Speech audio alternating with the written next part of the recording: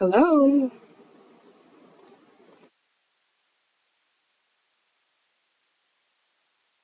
Just a bit of Palo Santo in the morning. Yeah, so my relaxation time before I get my day started. We kind of got this next leg of our journey on when it comes to alchemy reading number 3. So this is one of the branches, 3.1. Just throw this Palo Santo over there in the tray. Okay, so let me blow this out. Oof. I've got another candle going over here too, but this one was mostly just to light my Palo Santo. For a moment, I debated whether or not this should be one of the branches of Alchemy Reading 1, because it really is a branch of self-love. But let's go at it from this angle. All I'm ever really doing with these alchemy readings when I explain is giving a framework with which to do the manipulation, the transformation of the energy, right? Like, you're doing the transformation of the energy with your intention in your mind. And I'm giving you, like, a map. But it's a map that, like, you're going into the realm of limitless possibilities, right? All things exist there. And I'm giving you a map that unties the knots that may be existing in the energy where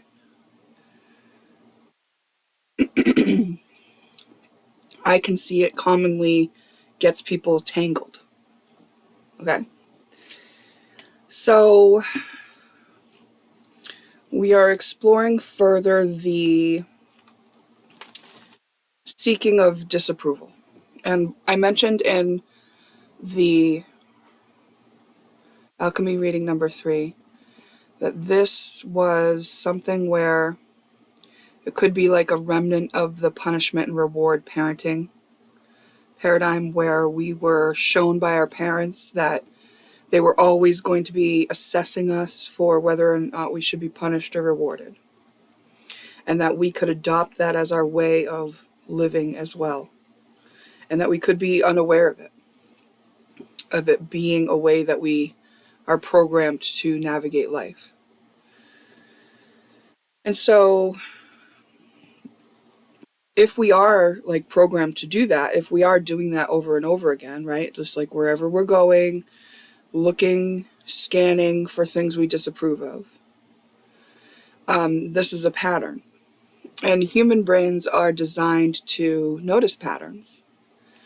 And I've talked about this before, where if we do notice a pattern, that's when we can address the pattern. So I feel like when we become aware of our own patterns, that's when it's time for us to address that pattern. It's like in front of us now. And now we've had the experiences we need to have within that pattern for our soul's growth. And now it's time to balance out that energy. A pattern can also be considered like a karma. So now you're going to balance out that karma, and you're going to release yourself from it. So when you notice the pattern, when you acknowledge that first step that I talk about many times in most of my readings, that is the time when you are beginning the first step of balancing your karma, or alleviating yourself from the pattern, escaping the loop, zero pointing the energy, alchemizing, however you want to call it, right? You're stepping up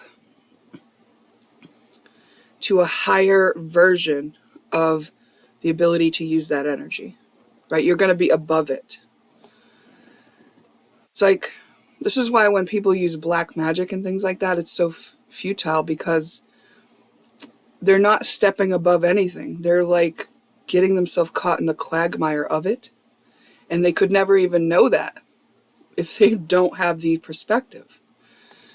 So it's an unfortunate trap that some people can fall into. So if you've ever, like, thought about dabbling in the dark arts, or even if you have done that, like, I would just highly suggest dipping back out. You know, it's not going to achieve ultimately what you want to achieve when it comes to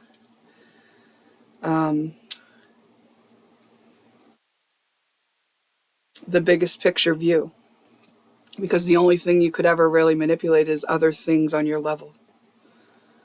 Okay, so anyway, I have some notes here because this was kind of coming in quick, and I first of all I was like, yeah, I'll do it later, you know, like I'm just like rolling out of bed. This is my bed hair, and I was just like enjoying my peace, you know, and then I was like, you know what, if I don't do it now, they leave, and I should probably just do it now. So I started taking notes on my phone. So I'm going to reference my notes, even though I usually like to just channel as I'm speaking to you. I don't want to forget some of these things that already came through in my channel, you know? So we talked about how patterns are recognizable to humans. And eventually you may correlate your patterns with the consequences of them. Oh, this is maybe why I was referencing black magic. It's like, if you do it enough, you'll eventually notice that, oh, you're being affected, you know? So most people are not operating on that dense of a level, right? Most people, the consequences to their actions aren't like black magic coming back at them. Most people, it's just like what they attribute, what they call life, you know? Because before you notice the patterns, before you're conscious of it, you're unconscious of it.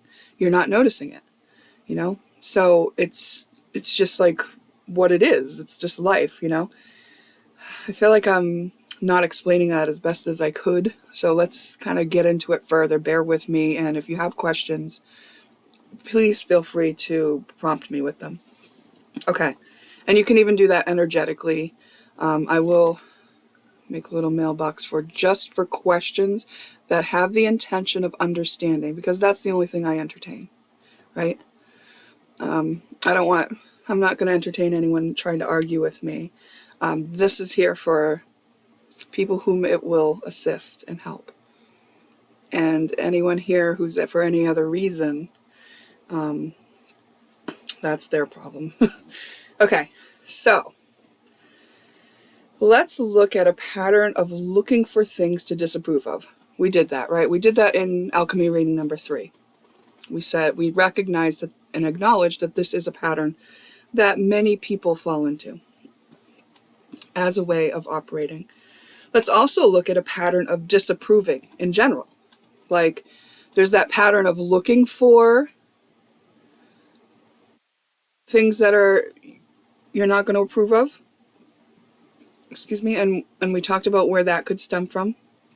There may be other places it can stem from. And then there's a pattern of disapproving itself. So do you see there's a nuanced difference there between those two things? But so, for instance, if your parents were scanning for disapproval, but they only ever found it outside of themselves, maybe that's where you always find it too. Or if they only ever found it within you, maybe that's where you find it too. So even the pattern of disapproving could have been passed down, and where you aim it could be something specific to how you were programmed to do it. So another way is that you could have adapted. Even though it was always pointed at you, you could now point it outside. Okay? So we're humans. We all have a lot of nuance, right? Okay. So whatever it is, whatever angle you're looking at this from, do the one that applies to you right now. And then if the other one applies still, go for that one. But both of these patterns can be addressed with the same work that we're going to do here, right? The same way, even though they come from two different places. So disapproval seeking leads to disconnection, and disconnection leads to addiction. All right, so I'm throwing that statement out there, but I'm going to flip back. I'm going to come back to that in a moment. I'm going to flip back over to the part where we accept the fact that we are looking for difference. Because we are all different, right? I've already said that in some other readings where I said, each person is unique, right? And I advocate for us being sovereign. And I'm very much an individual, and I enjoy other individuals. Codependency isn't really appealing to me anymore, right?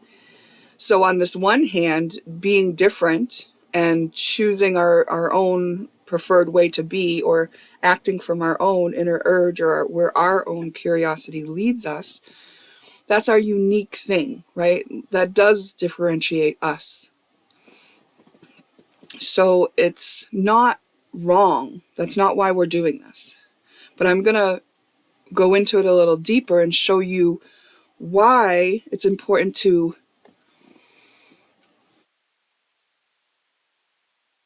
or why you may prefer to alchemize this for yourself. Okay.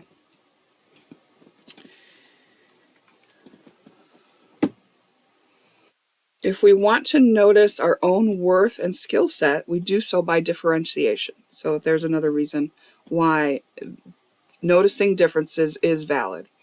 Now, some people are going to find their own skill set and worth by opposing another, by saying, oh, well, that's not good because I know what I have is good. You know what I mean? So we've done the first step of acknowledge, and now we're validating. We're saying, okay, so there is a valid reason why you're doing it the way you're doing it. There are valid reasons for noticing difference, for differentiating, right? Accept that this is the case. Both things are true, right? I've started us out by looking at the disapproval seeking behavior.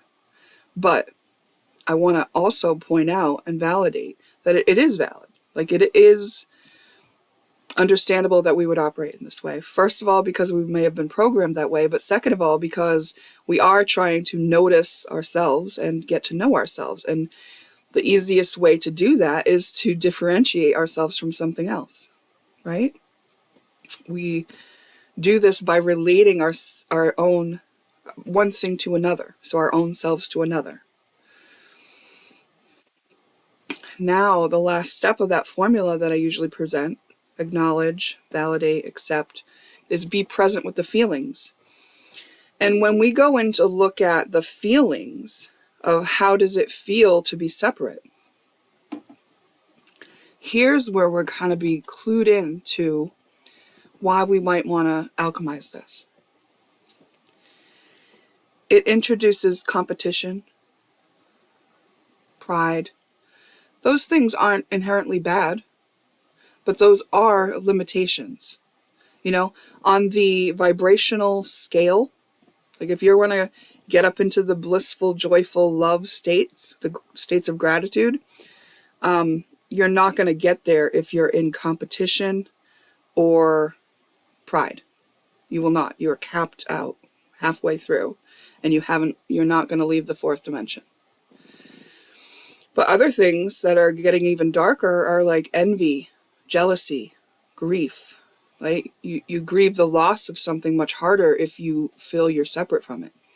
Wrath, grudges, superiority, hierarchy, and comparison, which comparison is another more neutral one. And it can also be, as you may have heard the quote, the thief of joy. Comparing yourself to another person robs you of your own unique signature. Why would you do that? This is why it's very interesting that mimic is something that was sort of like wounded in us, because it makes us kind of grow up, and some of us get stuck in mimic program and thinking that we want to be like somebody else instead of being inspired to be the best version of ourselves by what we see in someone else. We all have our own unique skill set. That's true. we are not actually comparable as much as we are comparable. Both things are true. Okay. But it's the behavior that results from what we're feeling that becomes troublesome. Because if the feelings like grief, envy, jealousy lead us to behaviors that are harmful to ourselves or others, now we're getting into sealing our fate into the consequences of our karmic loop. This is when the backlash starts hitting us. It's like, okay, now, eventually you may notice that pattern. You may say, oh, every time I act in envy or jealousy towards this person, it comes back on me. Maybe it took a while, but eventually it did. I noticed that.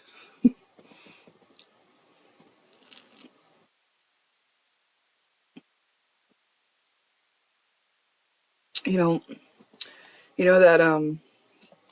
that quote, it might be from the Bible, pride comes before the fall.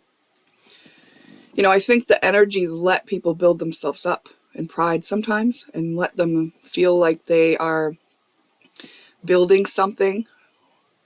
But if it's built on unstable ground, if it's built in one of these things, it's going to fall. Pride comes before the fall. Pride is one of those things that keeps us separate. Pride is actually the bridge point. If you can get past pride, if you can leave pride behind, now you are stepping into humanitarianism. And that's the way of the future. That is what we're doing here. This is an evolution of our consciousness. And that means that those who are evolving consciously are stepping up out of pride. You have to be able to do that in order to evolve with us, right? Otherwise, you're staying in what we would call the dark ages. Okay. So more and more people are going to be doing this. And we don't control them. They're doing it at their own pace. All we do is choose when to do it for ourselves. Choose when we want to take ourselves up out of the uncomfortable feelings like wrath, competition, envy, jealousy. Competition, I feel like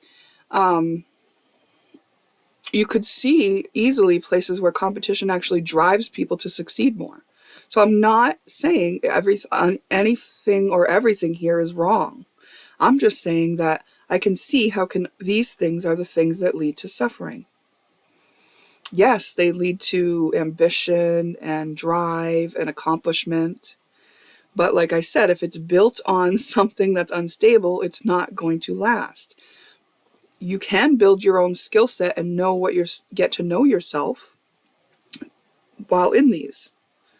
So it's not for nothing. But at what cost? The ends don't justify the means anymore.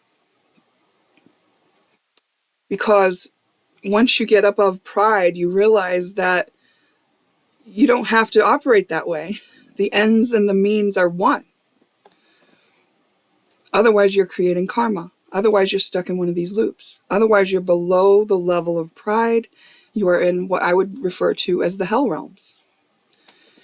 And like I said, I'm not saying it's wrong to be in the hell realms. I'm just saying it might suck at some point. You might realize that it kind of sucks and that you are limiting yourself and that there's so much more potential that you could live up to.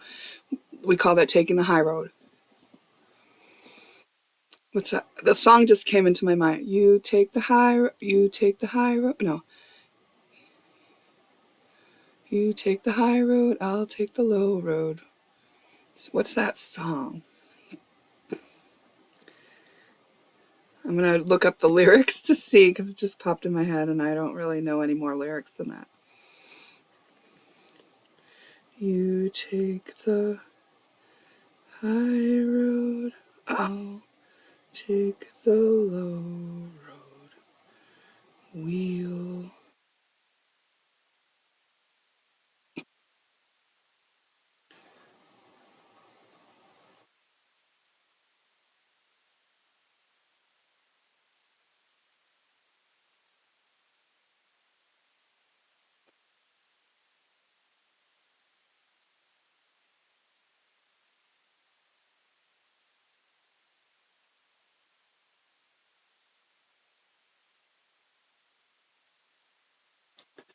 The old Scottish tune.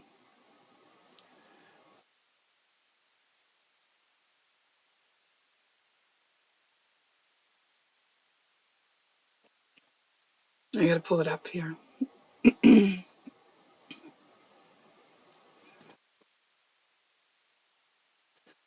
Oh, you'll take the high road and I'll take the low road, and I'll be in Scotland before ya. But me and my true love will never meet again on the bonny, bonny banks of Loch Lomond. Alright, not so biblical as I thought it might be. I'm sure that has deeper meaning, but let's go back to my notes. Maybe it has meaning for some of you. Alright, so let's see. So there's valuable lessons in the low road. And taking the low road, there's valuable lessons. You know, I've been there too. You know, I've done things and then realized, oh, I don't like the consequences of this behavior in myself. I'm gonna find a way to not do this anymore, right? And it's like I have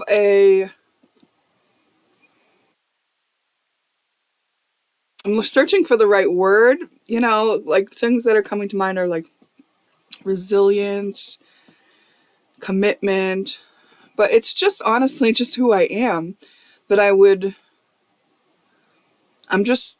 feel like what it is for me, why I take the high road, why I'll always alchemize things in myself that I notice are causing suffering to myself or another, is because I'm always returning to who I am. I'll have those experiences, I had those experiences, and now I'm returning to who I am. It's who I am to be love. Love is who I am. That's it. I mean, when you look at the scale of vibrations, pride is down here, love is up here. Love, you know, it's not the reason that I'm doing it, but love is the safest place to be. You know? Build on love, you got it. You won't be knocked down by something lower than you. The higher vibration wins. And it's not a competition, but you know, when you're looking at it like that, it's like I have a choice, right? Everything is about my choice. And I have a choice to take the high road or the low road. And I know that if I take the high road, it doesn't mean that there may not be a challenge, but it means that I know that I can handle the challenge, and I know that I will not do harm to myself or others by taking the high road. So why wouldn't I take it? I'm capable of taking it. I'm comfortable on it. It's authentic to who I am. I'm always going to take it, you know? It doesn't mean that I don't value the times that I didn't know that and that I learned what not to do. Because if I hadn't had those experiences to remind me who I am, then I might have still been doing them, right? I might have still been in that lower vibration anyway. The experiences let me see it in my vibration, right? Because I know I'm living a holographic output of my own energy. And then when I saw it, it was like, oh, now I can acknowledge it. Now I can validate it. Now I can accept it. Now I can be present with any feelings that are keeping it here. Oh, now I've alchemized it. I'm above it. And now I see the whole range of that energy. And now I have a choice again. And now I can take the high road on that. When I was unconscious of it, harder to take that high road because you can't see yourself even in the low road.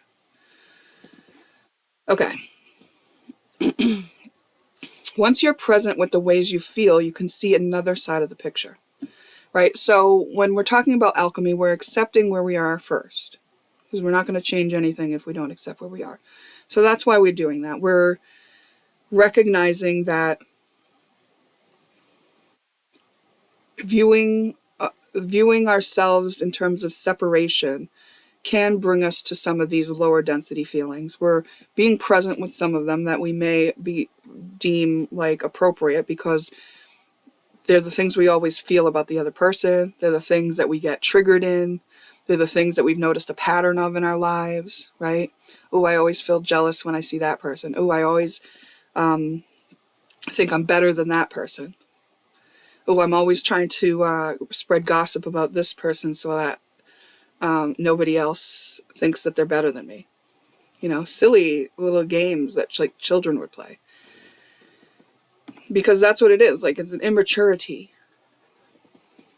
It's okay to be immature, right? You got to be a child before you're an adult. Okay, so on the other hand, we're all always connected.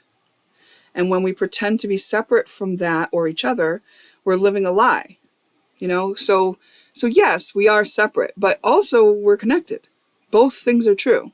And because we've accepted the part where we deem ourselves separate, now we are able to see that we are actually all connected as well, right? Because this is just one big energy soup. We know that just by having a thought of somebody, you connect to their energy. I know that there are people trying to connect to my energy. They know I know.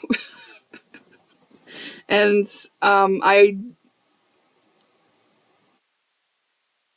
am able to be discerning, you know?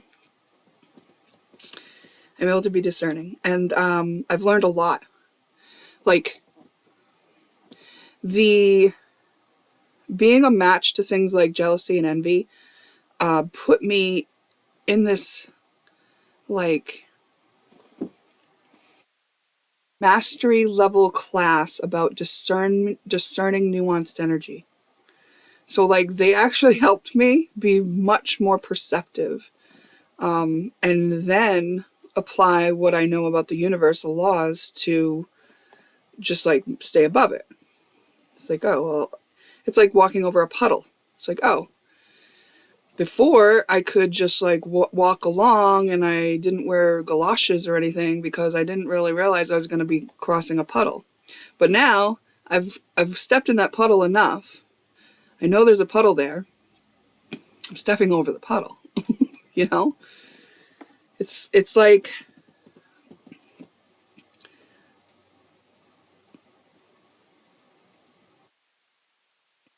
the one we harm the most by being in these energies is ourselves. And I would kind of argue to say, like, the biggest harm we do is to limit ourselves in our highest potential, in what's on the high road for us.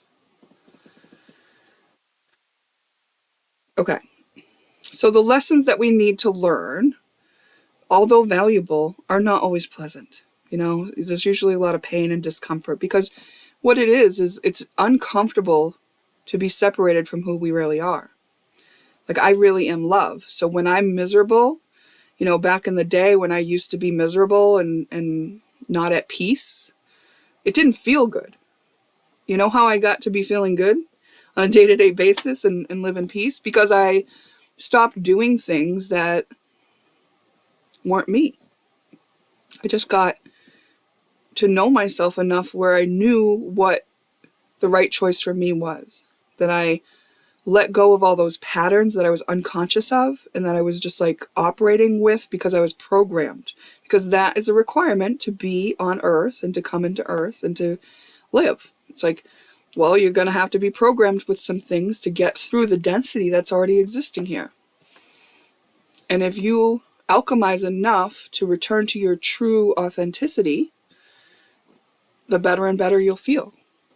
If you separate yourself and stay in these looping patterns of karma,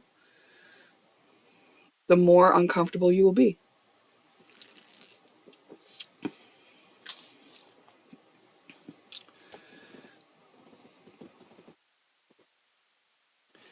And that brings me back to that statement that I said about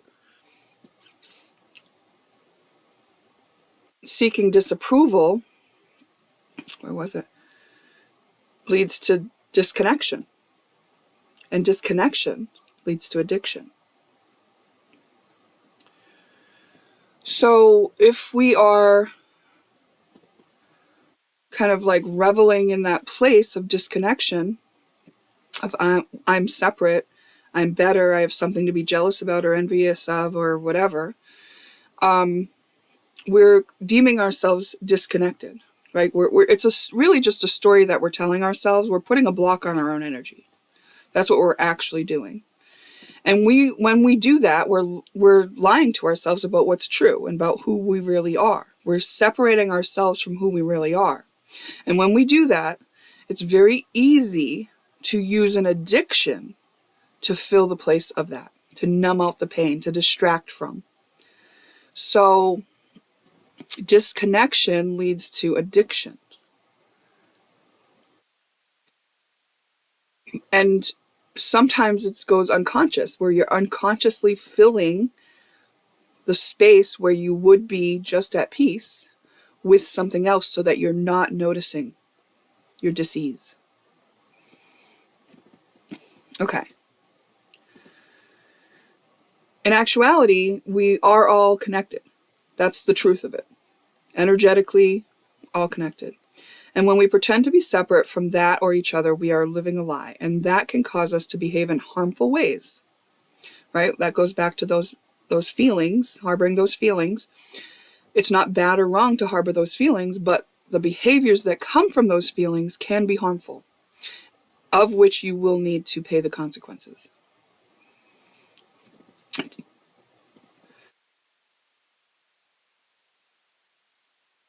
To recognize we are all connected allows us to behave in ways that honor ourselves and each other. And this goes back to what I said about just accepting people for who and how and where they're at. So people who find themselves in jealousy and envy, it's like, okay, I accept that you're allowed to be there. I don't need you to be different from me. You know? Those people are suffering enough to, and if I were to stoop down to that level and try to do something about it, retaliate or show that, that wouldn't be worth it to me, because that would be me stepping away from who I am. I'm a person who actually accepts that everyone has their right to take the path they need to take to where they're going. And if that path is walking through the mud, then so be it, right? You learn a lot in the mud. You get stuck a lot too. It hurts. So, I have compassion for that. That means I love that person, even my enemy. And I really do, It is from my heart that I feel compassion for those who are in those states.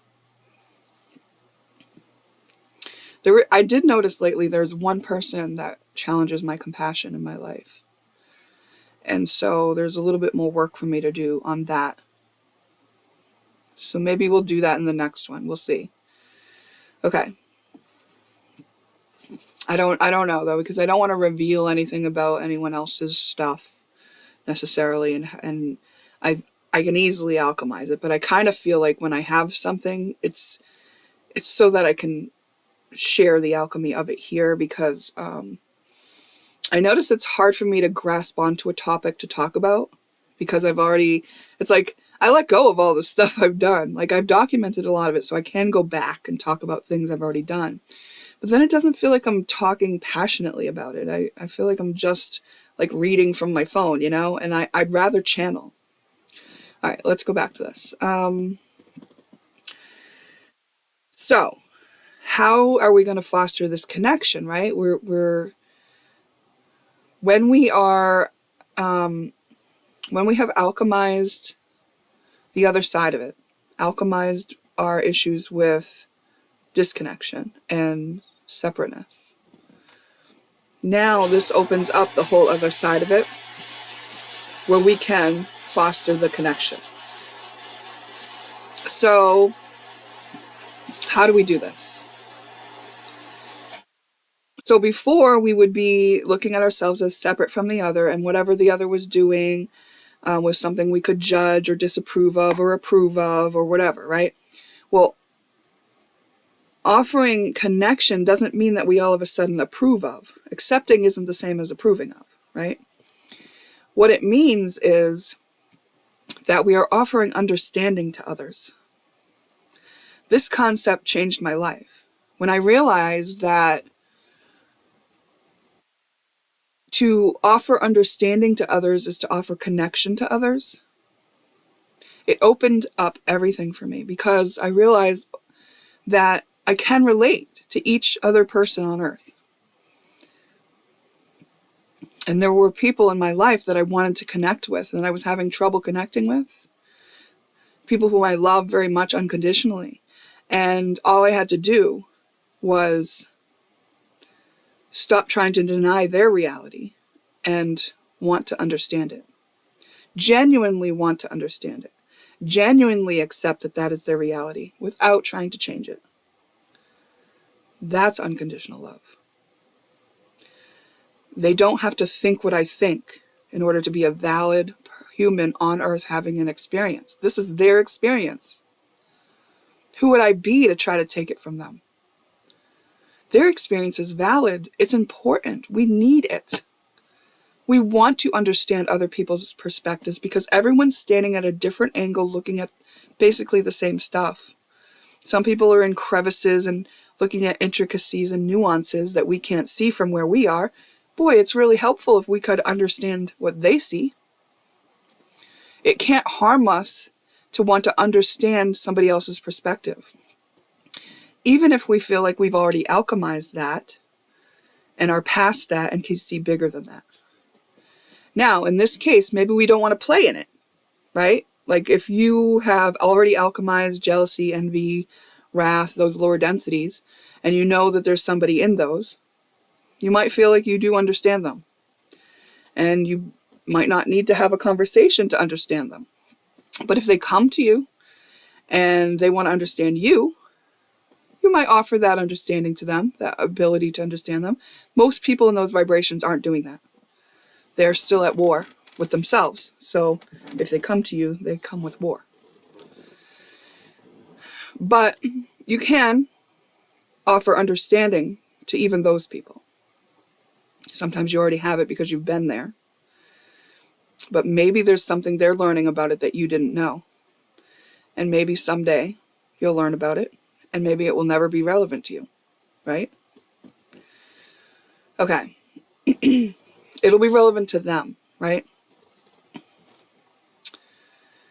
So this is just a frame to use to repair energetic issues like stagnancy or repeating karmic loops. That's all I'm doing here, is offering kind of a flipped view of something that kind of commonly sticks people.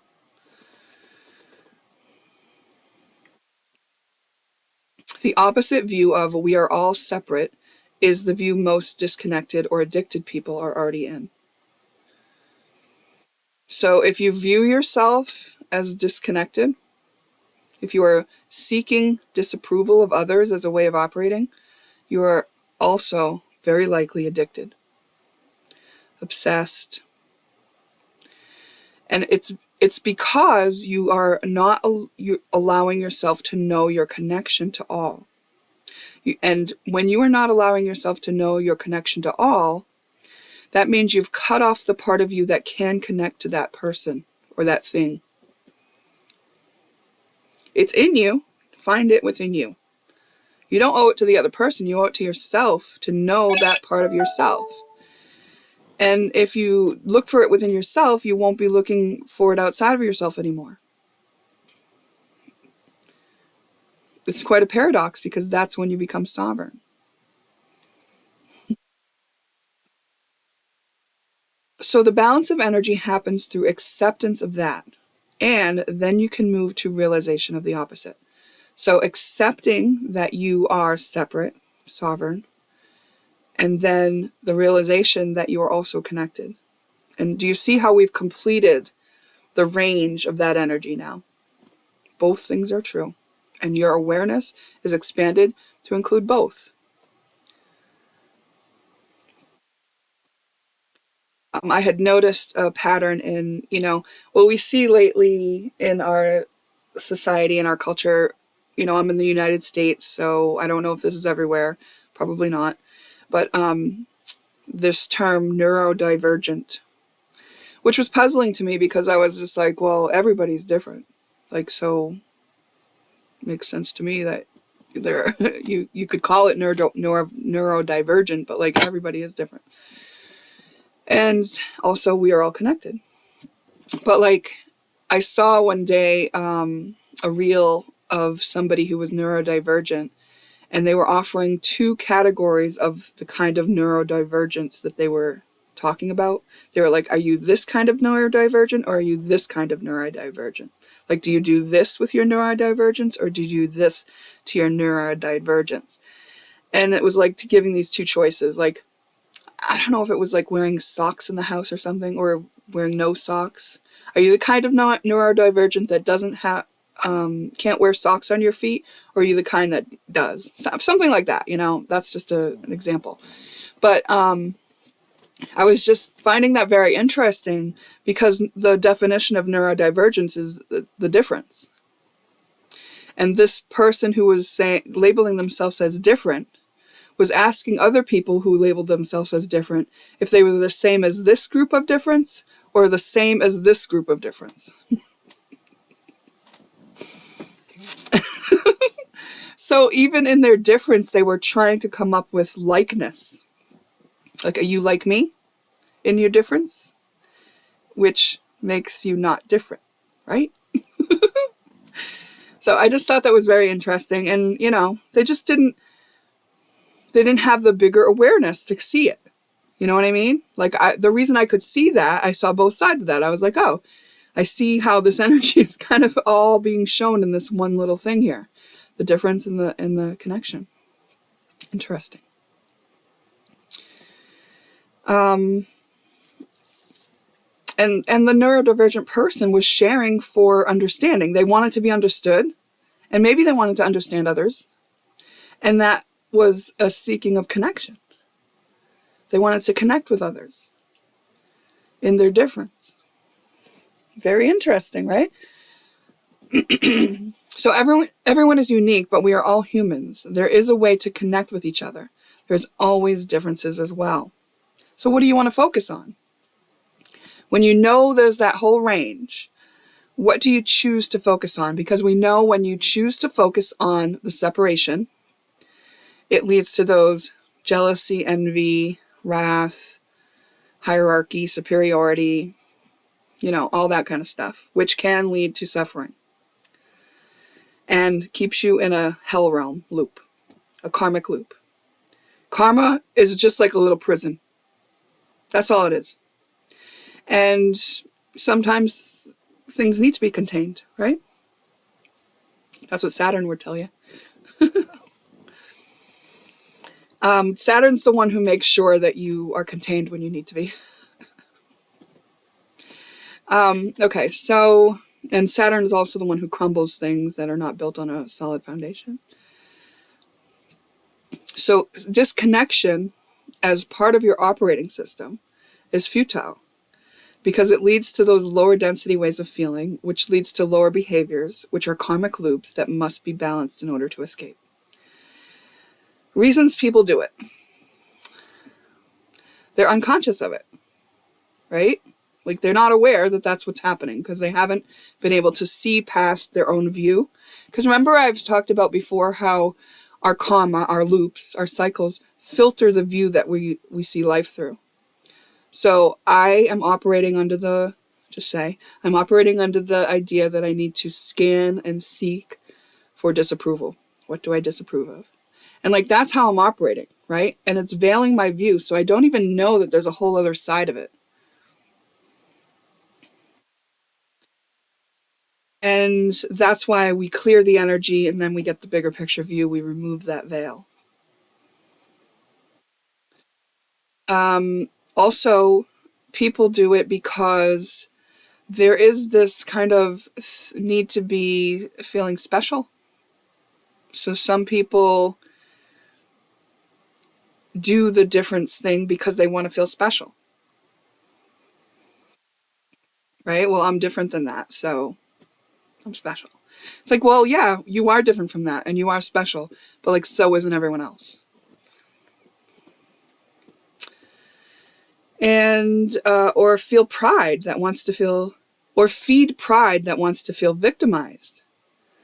Reasons people do it. Okay, so the pride could be a reason. That's kind of like, I want to feel special, right? But also, pride can be, I am less than. I am unfavored. I am unfortunate. Like, I've had it bad. You know, that thing where some people are trying to garner certain reactions from others by expressing their victimized state. Some people could do it for that reason. Notice the difference. Like, oh, look at that person. They've had it so easy. Poor me. I haven't. You know? If people are not ready to look at themselves and what that feeling is within themselves, they might use this kind of operating system of separation. Or it's not fair that they have that. That's another reason someone could do it, right? Because they're trying to justify the feeling instead of dealing with the feeling within themselves. Anytime we are trying to justify a feeling, that's your ego. That means you're trying to protect yourself from feeling something. So just turn around inward and feel it. Just be present with it. Just acknowledge it, validate it, accept it, and be present with it. That's it. That's all you got to do. You know? Disconnecting self feeds addiction. Addiction feeds disconnection. It's a cycle. You disconnect you from other people, you're going to end up feeling or falling into addiction much easier.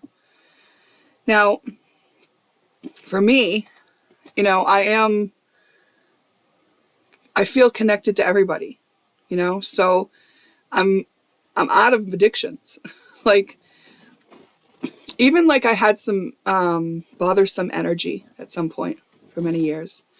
You may have heard me talk about soulmate that kind of never, the soulmate never flipped from the dark side. Let's say it like that.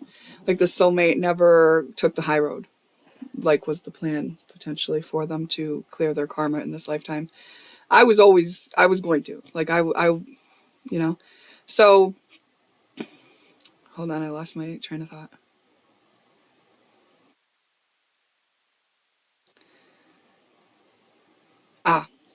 So the way that I eventually ended that for good and got out of the cycle of that, of like wanting to be connected to that soulmate, even though there was a separation between us, was realizing that we are connected.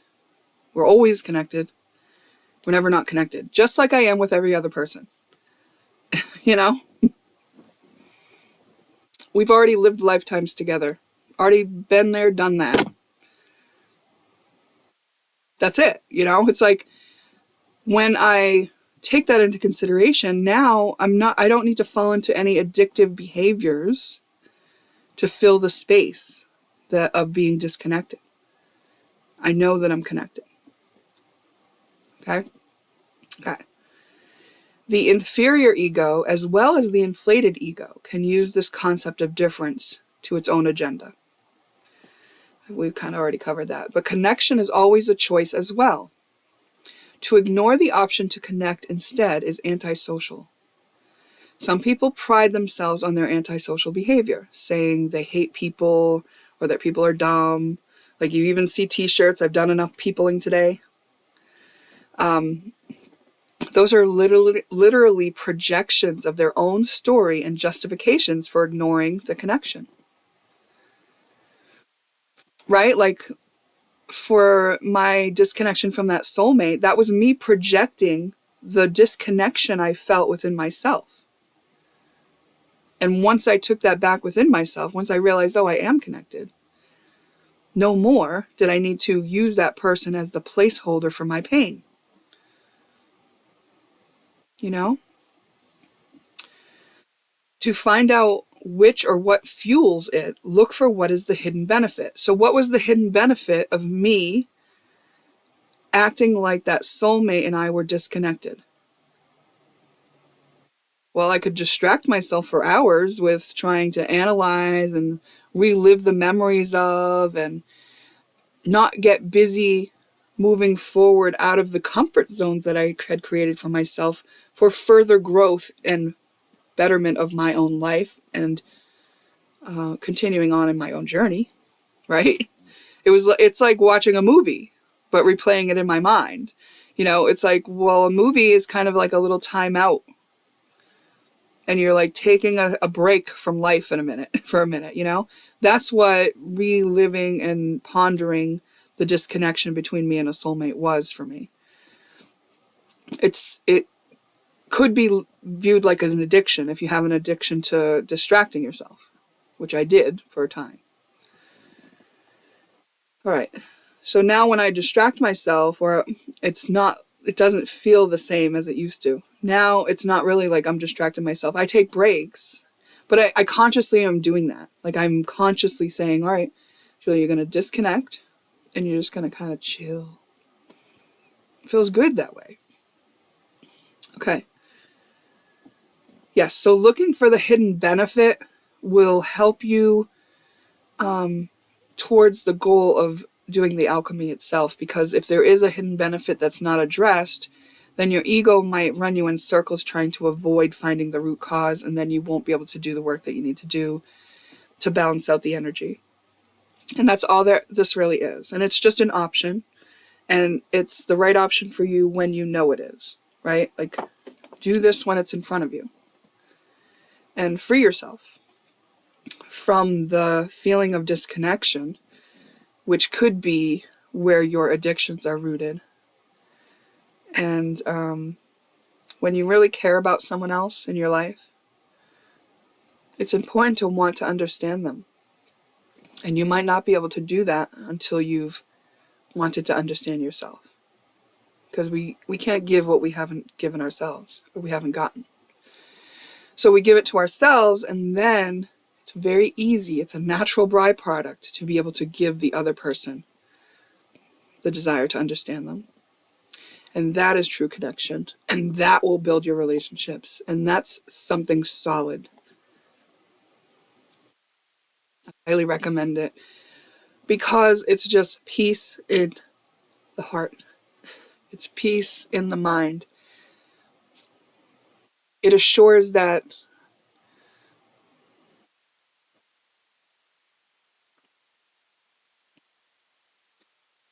I, I wanted to say, just like it assures that you don't go through life hurting other people and hurting yourself. Yeah. All right. What do you think? Any questions? Let me know.